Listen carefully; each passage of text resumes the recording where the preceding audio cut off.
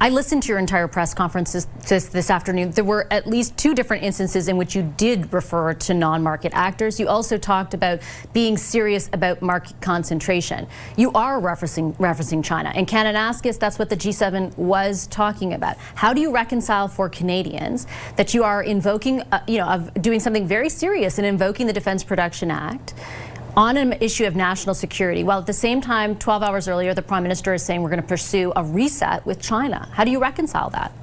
So we want to trade with many countries. I am not the Minister of Trade. I'm going to leave that to Prime Minister Carney.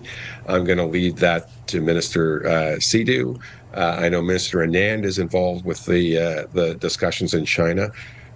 What I am focused on doing is ensuring we have diversity of supply.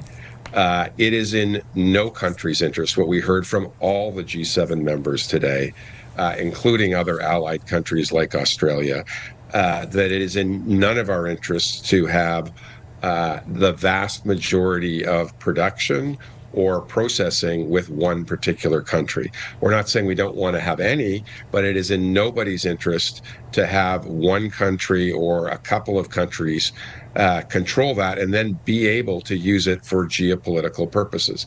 Our goal is to take that card away. Our goal is to create diversity of supply so that we can trade with multiple countries and have that ability that no one country can use trade in energy or critical minerals for economic and political purposes. Is that what, in your view, China is doing when it comes to critical minerals, and that is why you had to do what you did today? Look, it's lost on none of us at the G7 that a few weeks ago, Japan put export restrictions on multiple critical minerals. China put export restrictions on multiple critical minerals that are absolutely core to the functioning of our economies. My understanding is that is paused, but that, Vashi, is a wake-up call. That is a wake-up call that we should never we should never allow ourselves to be put in that situation. We are correcting that. All the G7 countries. What was really amazing, and I think what we need to understand, is today we signed 26 contracts with 9 different countries to bring forward 6 different critical mineral mines and processing facilities in Canada that would not otherwise have come forward. They're coming forward because our allies say we want diversity of supply. And what does that mean? That means jobs for Canadians. That means new mines, new processing, all the ancillary services that go with that. And that's a win for Canada. Yeah, I guess I'm just trying to understand on behalf of Canadians the national security imperative that you laid out. When you talk about a wake-up call, I did want to also ask you on this issue, because it does appear that we are closely aligning ourselves to the United States, not just with the announcement that you made today, but also the U.S. government has taken an ownership stake in 2 Canadian critical mineral companies. There's a recent deal that'll see Cameco again give the U.S. government increased access to Canadian uranium. Why are we handing the White House so much of our leverage with these strategic assets? Let me repeat for your viewers again. 26 different deals with 9 different countries, with every single G7 country, along with other allied countries from 4 different continents. The vast majority of those deals were with countries other than the United States. The United States did participate in that. We want them to. We believe in multilateralism.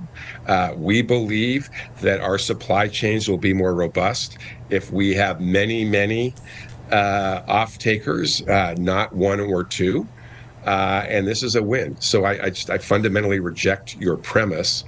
What we are doing is aligning ourselves with the G7. We are aligning ourselves with a multilateral approach to solving this problem. The U.S., though, has been spearheading for a long time, trying to prompt actions from allies, traditional allies, I should say, to counter China's dominance in the critical mineral space. I combine the announcement today, and I take your point that it is a multilateral effort, with three other announcements, which give the U.S. government specifically increased access to strategic assets in this country. While at the same time, the White House is throwing down tariffs, the ambassador is lambasting us, the president is referencing us as the 51st state. How do you reconcile that for Canadians? Why are we handing that leverage over, Minister? So let me give you a little bit of a history lesson. For the last many years, people have been talking about the challenges of critical mineral supply chains. It was our prime minister. It was our prime minister who was the head of the G7 in Kananaskis in Alberta who said Canada will take the lead. Canada proposed a critical minerals production alliance. It was a Canadian initiative. We got the agreement of the other G7 countries. We suggested the other countries appoint critical mineral envoys, which they all did in response to our request.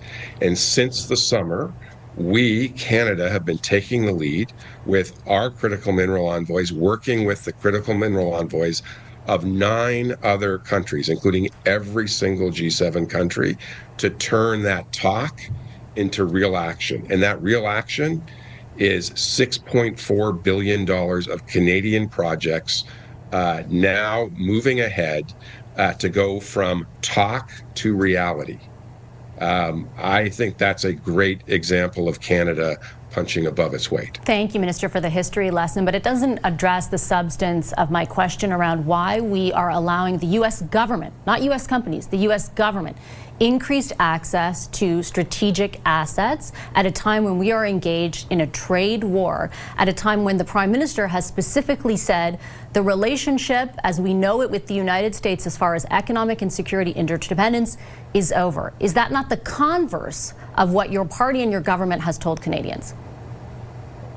Again, I don't think you have it. It's accurate. We have never said we don't want to trade with Americans. Americans have been great trading partners. What we've said is we want to diversify and grow our trading relationships. What the Prime Minister has said is we will significantly grow our trading relationships with other allies who share our values. What did we just do? We just announced 26 deals with 9 different countries, including every single G7 country. We are doing what we said we would do, which is diversify our trading relationships, grow our relationships with our allies. That is what we've said from the very beginning. That's what Canadians expect us to do. We are not proposing to shrink our relationship with the Americans. We are proposing to grow our relationship with others.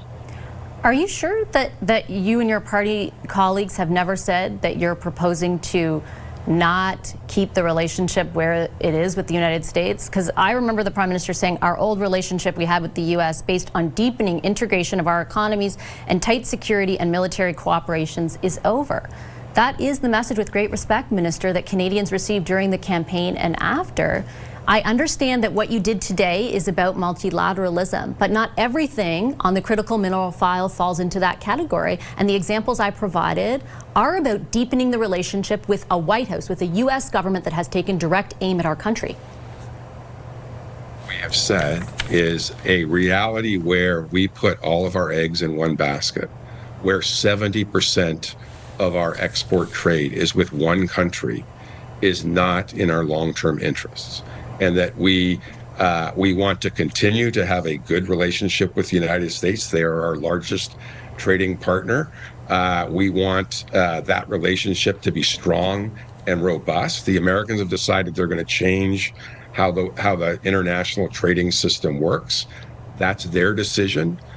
We are going to respond in ways that are good for Canada, and that means we are going to grow our relationships with other like-minded allies. We are going to reduce our dependence on one particular customer. That is good business. That's what any business person would do. That's what this government is doing, because that's what Canadians expect us to do. Okay, I'm going to leave it on that note. Minister, I appreciate your time very much today. Thank you. Thank you.